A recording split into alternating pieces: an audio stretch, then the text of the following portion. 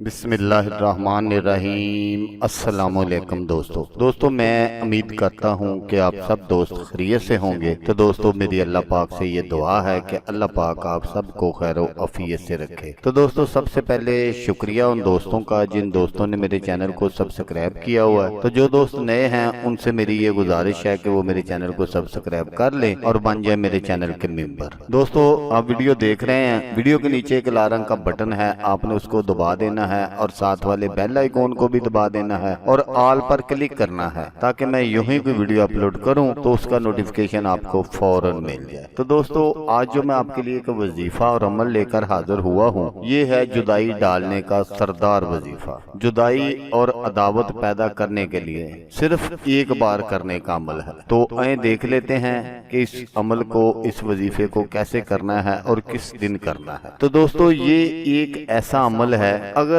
आपने किसी के दरमियान जुदाई करवानी हो या किसी के नजायज तल्लुकात खत्म करवाने हो या आपके खिलाफ कोई दुश्मनों ने इत्तेहाद किया हुआ है और आप चाहते हैं कि वो खुद ही एक दूसरे के दुश्मन बन जाएं, तो उनके लिए ये बहुत ही जबरदस्त और पावरफुल वजीफा है। ये एक ऐसा वजीफा है कि अगर आप इसको करते हैं तो गहरे से गहरे तल्लुकात भी जो है वो खत्म हो जाएंगे। इस वजीफे को आपने करना कैसे है कि मंगल वाले दिन आपने दोपहर के वक्त कब्रिस्तान चले जाना है और दो पुरानी कब्रों के दरमियान आपने बैठकर सूरत फील को 500 मर्तबा पढ़ना है।